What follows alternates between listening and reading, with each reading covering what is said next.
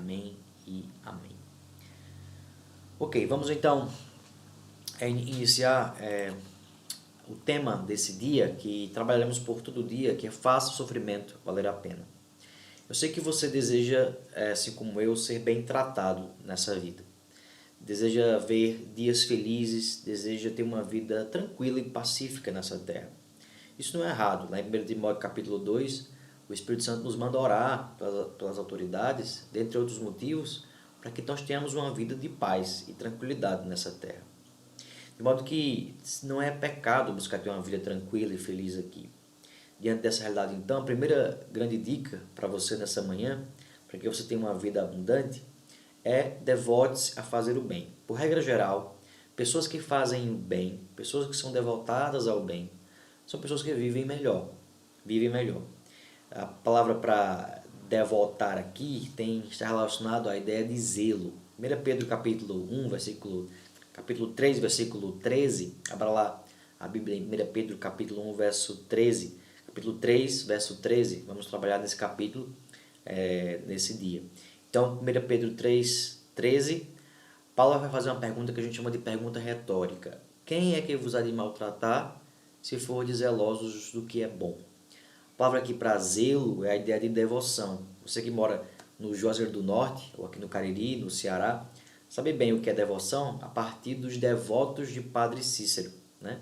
Para quem não conhece, Padre Cícero é o fundador, primeiro prefeito do município da cidade do Juazeiro, e também, dito por muitos, é um santo que abençoa e faz milagres. Então, as pessoas daqui da região são muito devotas do Padre Cícero. E o que é alguém devoto? É alguém zeloso por algo ou por alguém. Quando o Pedro, então, faz essa pergunta retórica, quem vos há de maltratar se forem zelosos do que é bom? Ele está dizendo, quem vai machucar vocês se vocês forem devotos ao bem? Devotos a fazer bondade.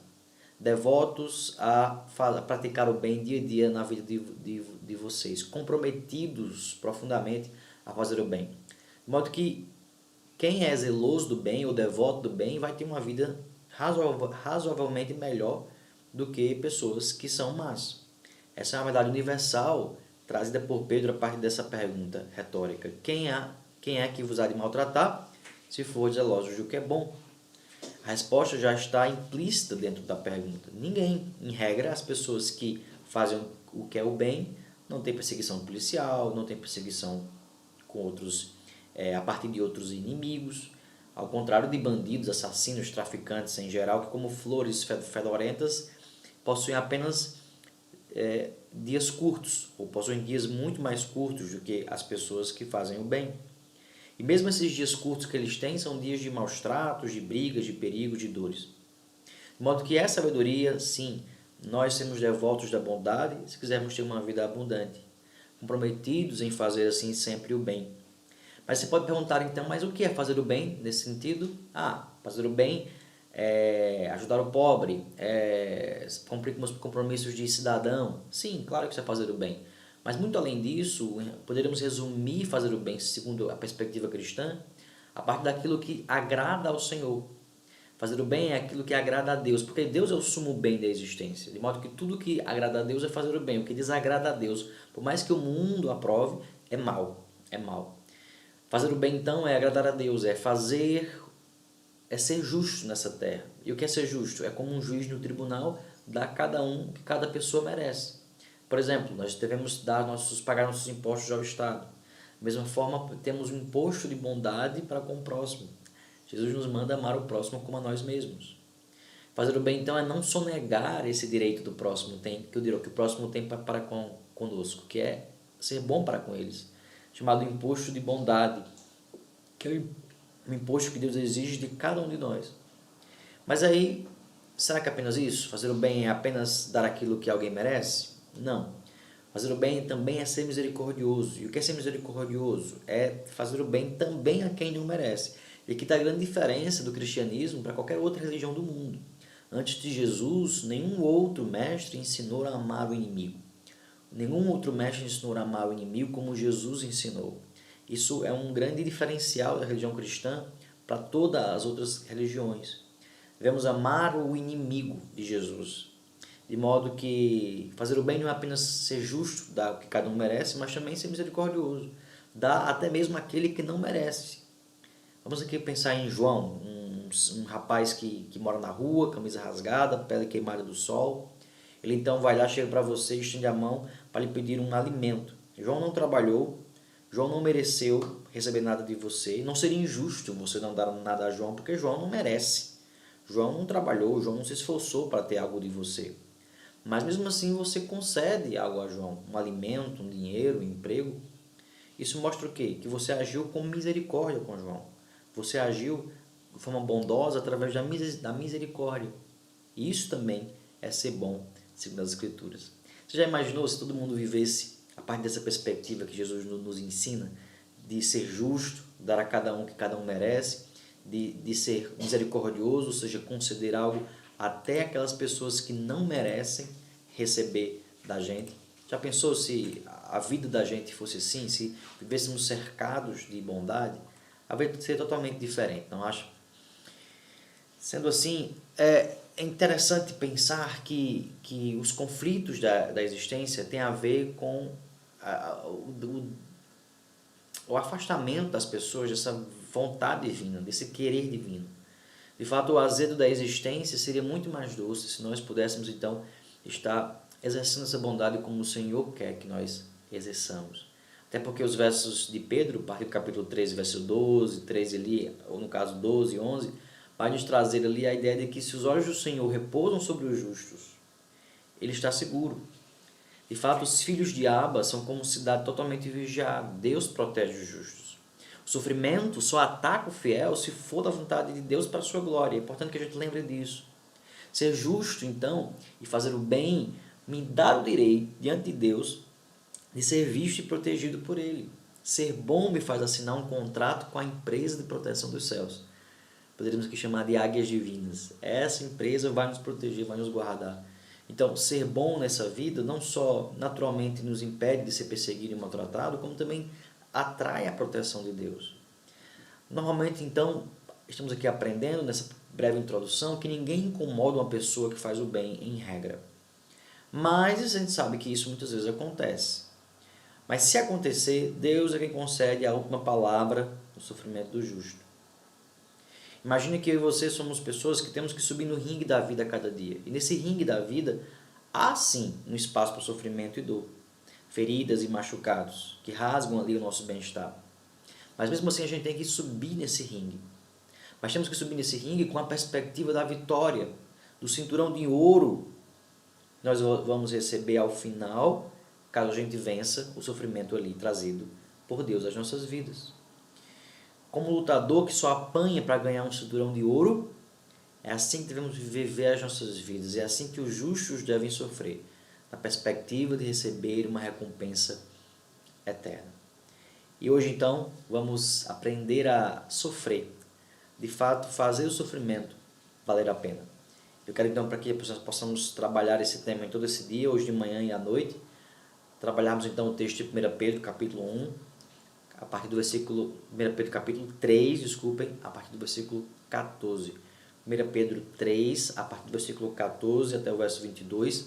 Acompanhe comigo, abra aí a palavra de Deus em 1 Pedro 3, a partir do verso 14. Lembrando a todos que estamos tanto pelo Instagram quanto pelo YouTube. YouTube BR Filadélfia é o nosso canal, se você achar melhor de ler, de escutar, de acompanhar. Estamos lá no YouTube, BR Filadélfia, e também no nosso natural e já consagrado Café com Cristo, né? Às 9 horas, todo domingo de manhã. Hoje estamos juntos, geralmente com o pastor Jair Oliveira, mas hoje nós estamos aqui para trabalhar esse tema junto com vocês em todo esse dia. Então, 1 Pedro 3, 14 a 22, faça o sofrimento valer a pena, é o que o Espírito Santo vai nos ensinar a partir desse texto. Acompanhe comigo. Mas ainda que venhais a sofrer por causa da justiça, bem-aventurados sois. Não vos amedronteis, portanto, com as suas ameaças, nem fiqueis alarmados. Antes, santificai a Cristo como Senhor em vosso coração, estando sempre preparados para responder a todo aquele que vos pedir razão da esperança que há em vós. fazendo, todavia, com mansidão e temor, com boa consciência, de modo que naquilo que falam contra vós outros, fiquem envergonhados os que difamam o vosso bom procedimento em Cristo. Versículo 17. Porque se for da vontade de Deus, é melhor que sofrais por praticardes o que é bom, do que praticando o que é mal. Pois também Cristo morreu uma única vez pelos pecados, o justo pelos injustos, para conduzir-vos a Deus, morto sim na carne, mas vivificado no Espírito, no qual também foi e pregou aos espíritos em prisão, os quais, noutro tempo, foram desobedientes quando a longanimidade de Deus aguardava nos dias de Noé, enquanto se preparava a arca, na qual poucos, a saber, 8 pessoas, foram salvos através da água, a qual, figurando o batismo, agora também vos salva, não sendo a remoção da imundícia da carne, mas a indagação de uma boa consciência para com Deus por meio da ressurreição de Jesus Cristo, o qual, depois de ir para o céu, está à destra de Deus, ficando-lhe subordinados anjos e potestades e poderes. Vamos orar. Pai, abençoa-nos com essa palavra, fortalece-nos com essa palavra e nos ajuda a fazer o sofrimento que a vida nos traz valer a pena. Em nome de Jesus. Amém. É verdade que o mundo não é uma cidade de brinquedo Lego, onde tudo é encaixadinho. A gente está aprendendo aqui que, em regra, o bom, o justo, aquele que faz o bem, sofre menos que o injusto. Mas o fato é que, apesar de sofrer menos, também os justos podem sofrer muito nessa vida.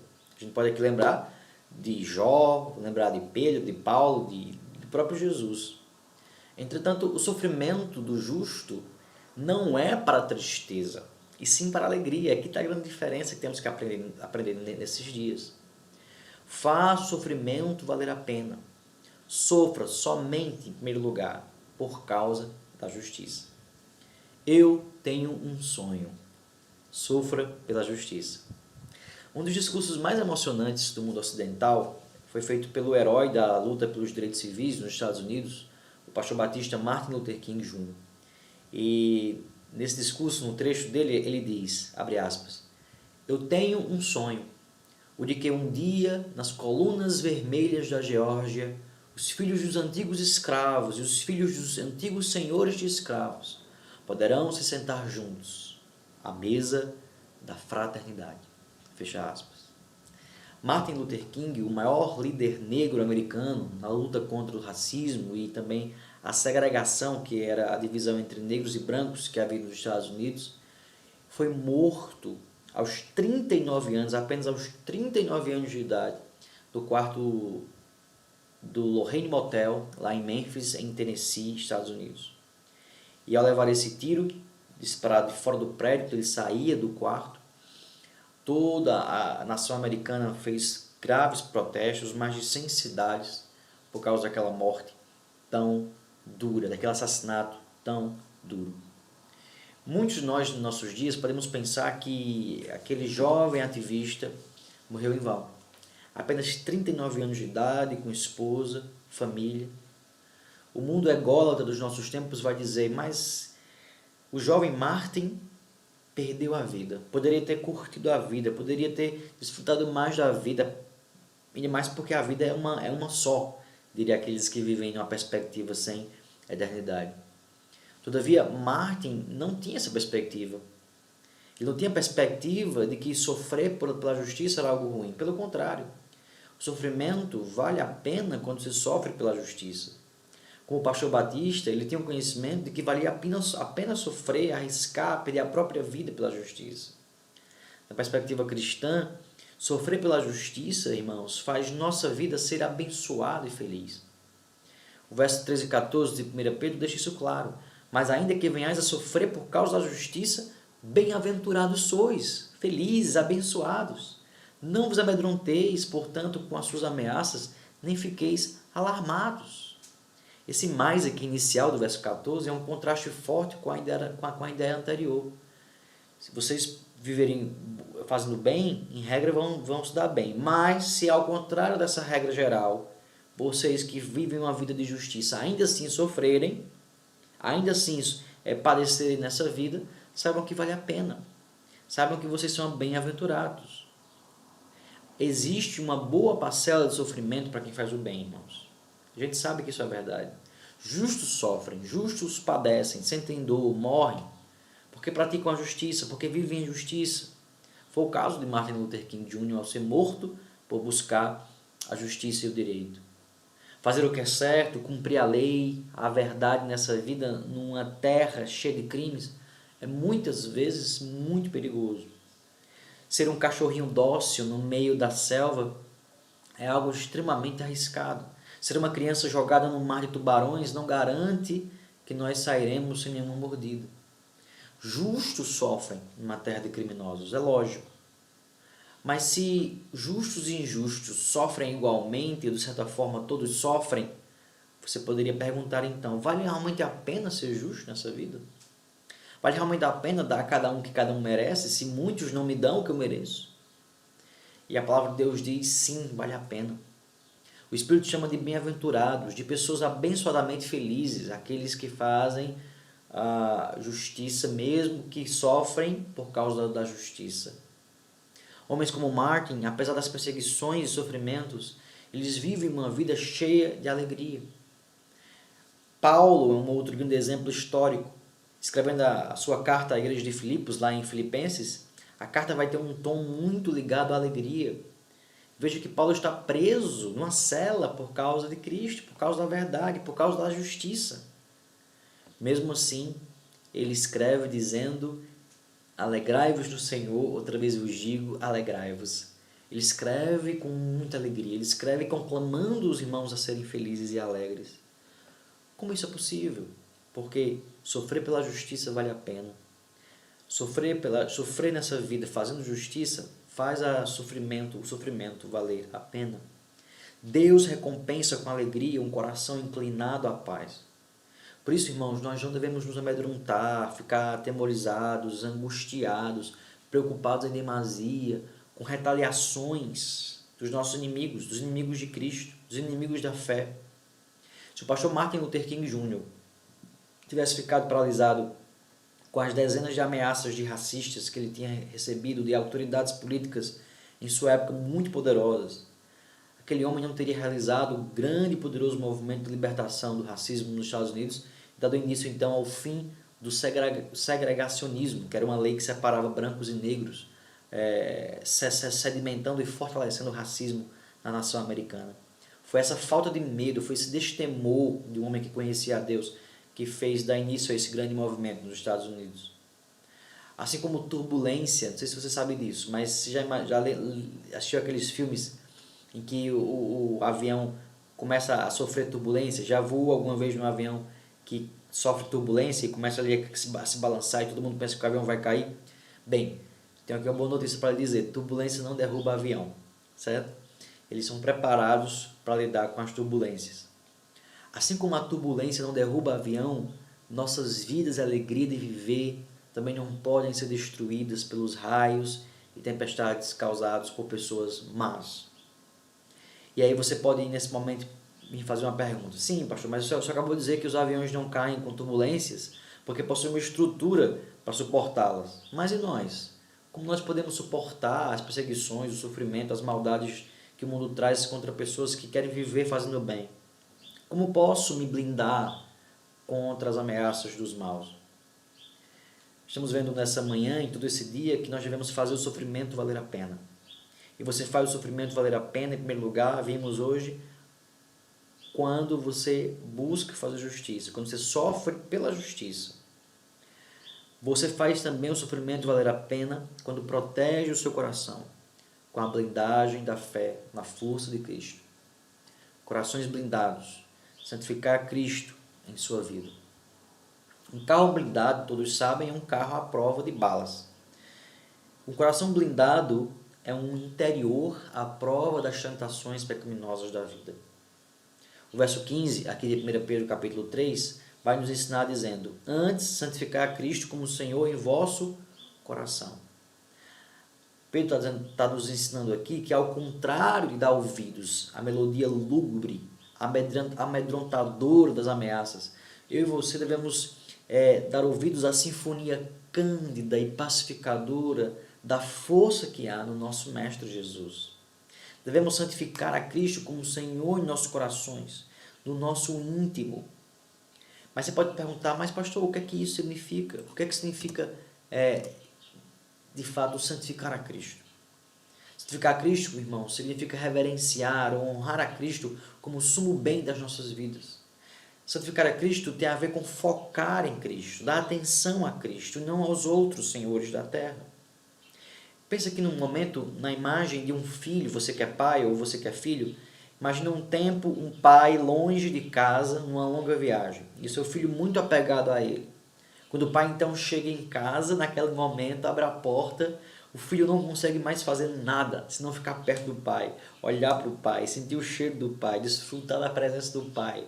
Ele quer dar total atenção ao pai e a mais ninguém. Essa é a ideia de santificar a Cristo. Santificar a Cristo é dar toda a atenção a Ele. Nós não podemos temer a dois senhores, é essa a ideia. Ou tememos a Cristo ou aos homens. Santificar a Cristo, então, é venerá-lo como nosso protetor, como nosso Senhor, líder, imperador sobre as nossas vidas. Isso quer dizer que nada pode me acontecer se Jesus não tiver planejado e permitido que acontecesse. A guarda eterna celeste vai me proteger a cada passo. Eu sou afilhado do imperador do infinito. Nada pode me tocar sem que o Cristo saiba com antecedência e age em meu favor e para o meu bem. Irmãos, santificar a Cristo é acreditar que Cristo está no controle de todos os eventos, que Ele tem profunda confiança. Santificar a Cristo é ter profunda confiança em Cristo como Senhor e Rei, que reina sobre essa terra, sobre os anjos, autoridades e poderes sujeitos a Ele, como vai dizer aí no final, versículo 22. Para se blindar contra as ameaças, os cristãos então devem confiar na soberania e poder de Cristo, sobre todos os sofrimentos que podem me chegar, que podem me tocar, seja uma enfermidade, seja uma perseguição, seja uma morte, seja uma briga, seja uma palavra dura contra mim. Cristo está no controle disso. Cristo é Senhor do sofrimento nesse sentido. Ele controla todo o sofrimento, Ele administra esse sofrimento que o mal traz ao mundo, que o pecado traz ao mundo. Ele administra para a sua glória e para o nosso bem. Todas as coisas cooperam para o bem daqueles que amam a Deus, diz Romanos 8. Inclusive o sofrimento, porque Deus administra nesse sentido. Santificar a Cristo, então, é estar preparado, é estar confiante e preparado para quando a dor vier, eu entender que Deus está no controle e Deus tem um plano para essa dor na minha vida. Mas além disso, santificar a Cristo também é estar preparado para responder a quem perguntar qual é a razão da minha fé. O verso 15 de 1 Pedro 3 vai dizer: estando sempre preparados para responder a todo aquele que vos pedir razão da esperança que há em vós. Estando sempre preparados para responder aqui nessa ideia, está carregando um conceito de apologia. A palavra aqui no original é apologia, que é a ação do apologista. Pense comigo no exemplo de um homem chamado Marcos, que é um grande advogado. Não existe promotor de acusação que pegue Marcos de surpresa e despreparado. Todas as possibilidades ou armadilhas que o promotor vai levantar contra o cliente de Marcos já foram pensadas anteriormente por ele. E é por isso que em todas essas causas, Marcos sai vitorioso com o seu cliente. Principalmente porque seu cliente é inocente. E aí então junta a inocência do seu cliente e a desenvoltura de Marcos, um homem extremamente preparado, e nesse sentido ele tem todas as vitórias na labuta do tribunal da vida. O contexto de Pedro aqui nos diz que o nosso cliente é Jesus. E esse cliente, irmãos, é muito fácil de defender no sentido de que ele é inocente. Ele nunca errou. Mas a grande questão é, o nosso cliente é inocente, mas nós, como advogados, estamos preparados para defendê-lo, para defender a razão da nossa fé diante dos homens? Um apologista, ele é um advogado, alguém preparado para defender a si mesmo ou outras pessoas contra acusações falsas do tribunal. Todos nós fomos chamados para sermos apologistas. A oração aqui, pedir razão da esperança, que tem no texto, revela a ideia de um questionamento que as pessoas lá fora vão nos fazer, um questionamento provocativo, urgente, A ideia aqui é, de fato, aquelas provocações que você vê nos filmes, né, nos livros, num tribunal, quando o advogado e o promotor ali se provocam e ali nós temos grandes embates. Assim também as nossas vidas, segundo aqui o contexto de Pedro. Vivemos numa vida em que as pessoas estão sempre nos acusando falsamente, sempre nos questionando a fé. No contexto lá de Pedro, quando ele escreve aqueles irmãos do século I, aqueles irmãos estavam sempre sendo colocados na parede para viver e explicar os mistérios da sua fé. Pense que o cristianismo não era essa religião influente, conhecida que nós temos hoje no mundo. Nesse início aqui, o cristianismo era uma religião nova, pequena, 1% da população ou menos, que invadia o mundo pagão com grandes diferenças e provocações. A primeira dizia que Deus não existiam deuses, mas um Deus só, e que esse Deus foi revelado na pessoa de Jesus, e que um homem era também Deus ao mesmo tempo. Coisas malucas para aquela época, mas que era a verdade, e por isso as pessoas questionavam e perguntavam, e caluniavam, difamavam, faziam acusações falsas contra os cristãos. Chamavam eles de, por exemplo, pessoas que comiam outras pessoas por causa da ceia do Senhor, que se comia o pão e o sangue.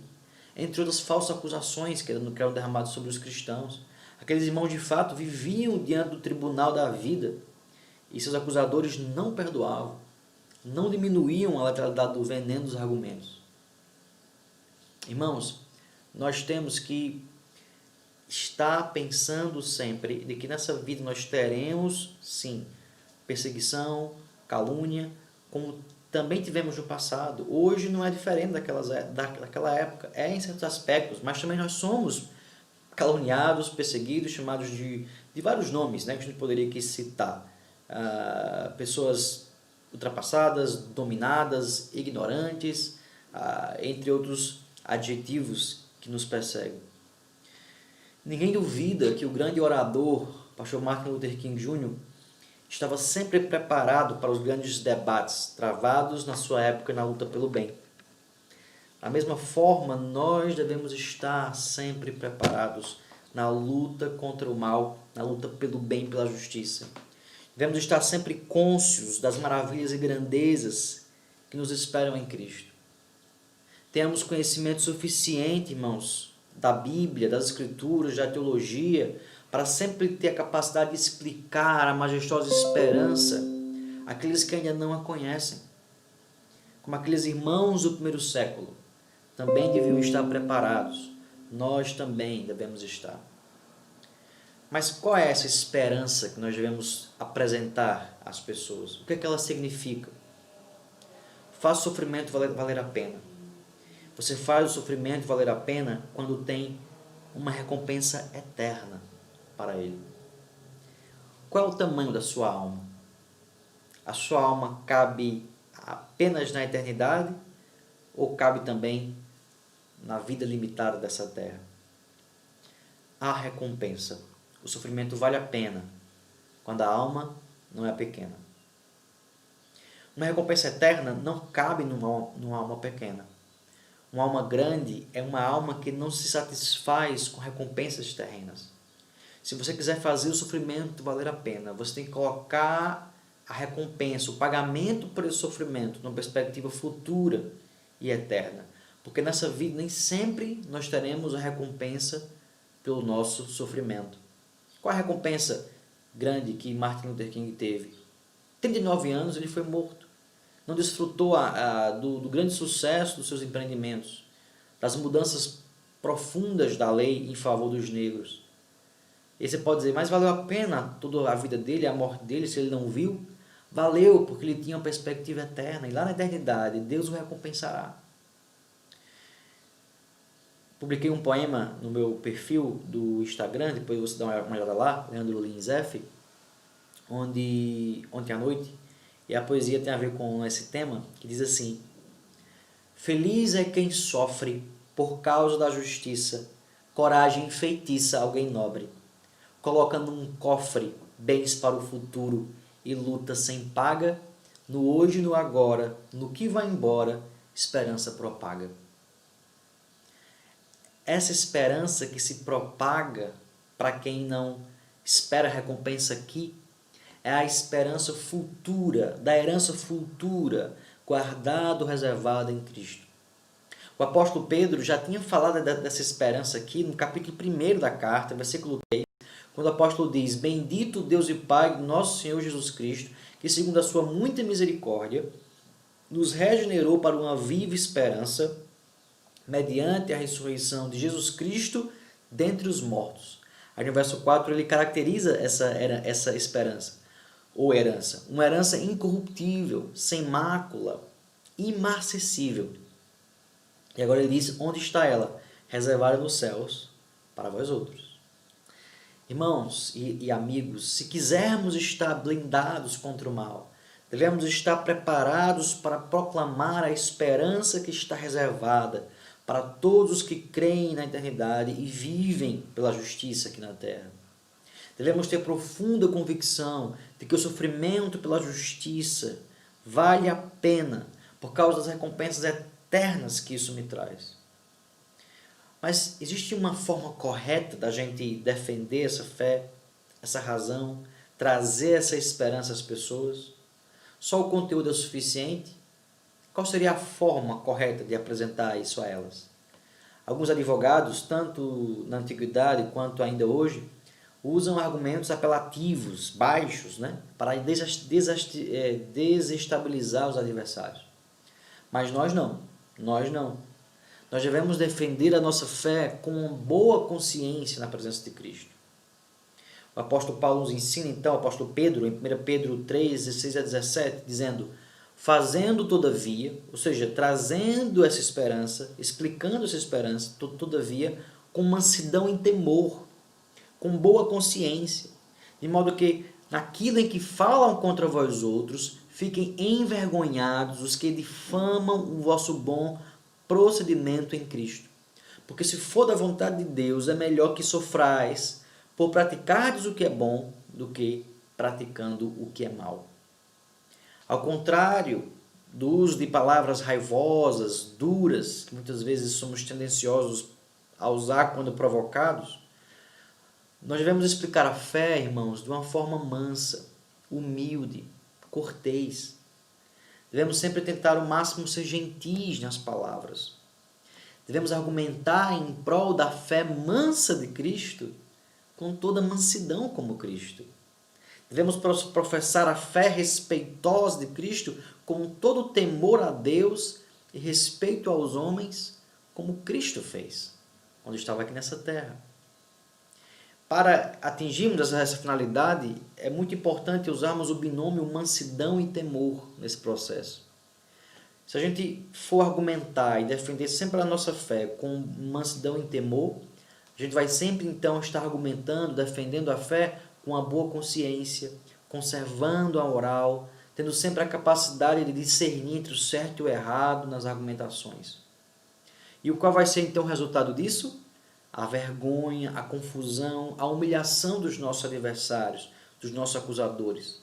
Suas calúnias, difamações, falsas acusações cairão por terra a partir do nosso conteúdo e da nossa forma correta de defender e apresentar a nossa fé. Uma forma mansa, tranquila e pacífica. E ao fazer isso, irmãos, já vamos estar então imitando o nosso Mestre Jesus e testemunhando dele através da forma que a gente defende a nossa fé. 1 Pedro 3,18 diz: pois também Cristo morreu uma única vez pelos pecados, o justo pelos injustos, para conduzir-vos a Deus, morto-se na carne, mas vivificado no Espírito. Devemos estar preparados para o sofrimento, porque o nosso Cristo e Mestre também sofreu. Apesar de único em sua história eterna, o seu sofrimento foi duro, foi pesado e resultou em morte. Só que a morte do Senhor Jesus, diferente da morte de Martin Luther King, entre outros grandes homens da história que lutaram pela justiça, foi diferente porque foi uma morte completamente inocente. Foi uma morte onde o homem mais inocente da história foi morto sem nenhum merecimento, sem nenhum pecado. Sua morte, então, ela não foi por causa dos seus erros e pecados. Sua morte foi pelos pecados e erros dos outros. O justo pelos injustos. Ele então morreu sofrendo por causa dos nossos erros, com a finalidade então de nos levar até a presença do Pai, perdoados e purificados. Jesus foi morto, sofreu a pena de morte eterna por nós, em nosso lugar. Ele foi privado então da carne por causa de crimes que ele nunca cometeu. No entanto, esse sofrimento não é em vão, e esse aqui é o ponto do apóstolo Pedro ao trazer esse exemplo de Cristo. É dizer que o sofrimento dele, a morte dele, não foi em vão, assim como também o teu sofrimento, ou até mesmo a tua morte pela justiça, não será em vão. O texto continua dizendo que, apesar de ele ter sido morto, entretanto foi vivificado no Espírito. Nosso sofrimento, irmãos, vale a pena, porque o nosso Mestre também valeu a pena. Ele foi morto por causa da justiça, mas foi vivificado, ressuscitado também por causa dessa justiça. Jesus penetrou a tumba da morte, mas ao terceiro dia arrancou a sua tampa. Ele estava aí na cruz, ensanguentado, totalmente desfigurado pelos chicotes romanos. E parecia então, diante dos homens e das hostes celestiais malignas, um homem derrotado, humilhantemente derrotado pelo mal. Todavia, aquilo era apenas a aparência. A sua aparente derrota foi, na verdade, a maior estratégia divina para vencer gloriosamente e definitivamente todo o mal. É o que o apóstolo vai concluir, trazendo então no versículo 19 e 22 de 1 Pedro 3. A partir do versículo 19, 1 Pedro 3, a partir do verso 19. No qual também foi e pregou aos espíritos em prisão, os quais noutro tempo foram desobedientes, quando a longanimidade de Deus aguardava nos dias de Noé, enquanto se preparava a arca. Irmãos, esse texto é um dos mais difíceis de se interpretar em todas as Escrituras. Quem foi e pregou aos espíritos em prisão? Foi Jesus? Foi Noé? Foi Jesus através de Noé? O que é que significa vivificado no Espírito? Significa realmente ressuscitado por Deus? Ou significa que Jesus, no seu Espírito morto, foi então ao Hades, ao inferno, e pregou aos espíritos ali? O que é que significa então esse texto?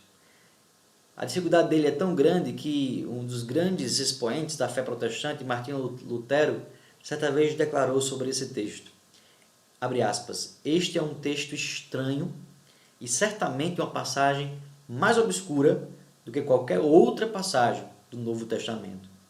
Ainda não sei ao certo o que o apóstolo quis dizer. Todo estudioso luta com sua difícil síntese, sintaxe e significado.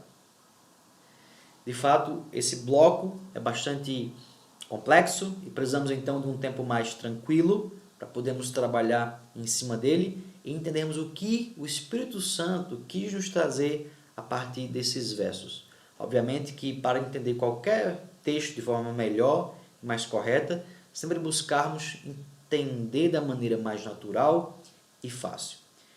Faça a justiça, faça o sofrimento valer a pena. Esse é o tema que estamos trabalhando nesse dia. Começamos nessa manhã vendo algumas verdades. A primeira verdade qual foi? A de que se nós quisermos fazer o sofrimento valer a pena, temos que sofrer pela justiça. Jamais sofrer por causa do pecado, do erro, de maldade particular, mas sofrer pela justiça.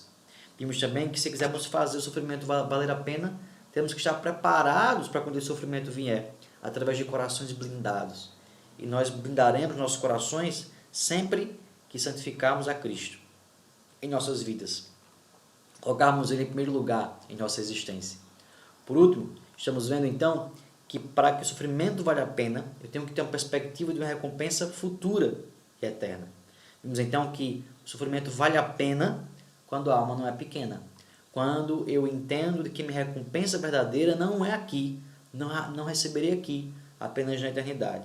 Apenas assim, posso fazer também assim o sofrimento valer a pena. E aí nesse processo de fazer o sofrimento valer a pena, eu também tenho que saber argumentar, saber defender a minha fé e falar dessa esperança futura. De que forma? com mansidão, com respeito, com amor ao meu próximo. E já assim, dessa maneira, evitarei várias brigas e conflitos que eu poderia ter através de palavras duras trazidas por mim a pessoas que me provocaram, que me machucaram, que me perseguiram. Agora estamos entrando no mau exemplo, então, de alguém que sofreu pela justiça e que fez o sofrimento valer a pena. O nome dele é Jesus Cristo. E esse padrão maior de sofrimento, esse padrão maior de ensino para as nossas vidas, sobre como fazer o sofrimento valer a pena, vamos estudar mais profundamente o exemplo dele nessa noite, a partir das 6h30, no nosso canal IBR Filadélfia no YouTube. Então acompanhe conosco, esteja conosco hoje à noite, para encerrarmos essa mensagem. Faça o sofrimento valer a pena. Se você quiser aprender com Jesus a fazer o sofrimento valer a pena, continue conosco então acompanhando essa palavra hoje à noite, parte 2, a partir das 6h30. Foi um prazer estar com vocês nessa manhã. Deus abençoe grandemente as suas vidas e tenha um dia abençoado na presença do Senhor, pensando, refletindo sobre essas palavras. Você tem aplicado elas em suas vidas? Você tem vivido a partir de uma justiça que Deus espera que você viva? O seu sofrimento é consequência da sua justiça ou do seu erro e pecado?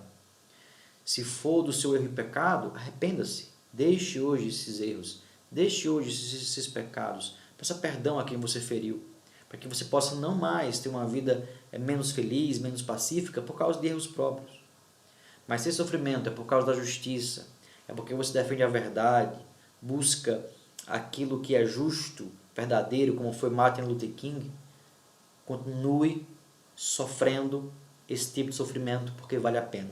Você é alguém feliz, você é alguém abençoado quando sofre por Cristo, quando sofre pela causa de Cristo, quando é preso como Paulo porque defendia Jesus, quando é morto como Martin Luther King porque defendia a verdade que todos são iguais diante de Deus. Quando você busca essa justiça, quando você busca essa verdade, o sofrimento que vem por causa dela não é um sofrimento que traz tristeza, mas é um sofrimento que deve trazer alegria no nosso coração. Diz Jesus lá no Sermão do Monte que bem-aventurados sois quando vos maltratarem e perseguirem e disseram todo mal contra vós, porque assim fizeram com os profetas que vieram antes de vós. Felizes nós somos, os seguidores de Cristo, quando nós somos injuriados e perseguidos por causa da fé, por causa de Jesus, por causa de Cristo, por causa da verdade. Esse sofrimento vale a pena. Faça o sofrimento valer a pena. Esteja conosco nessa noite.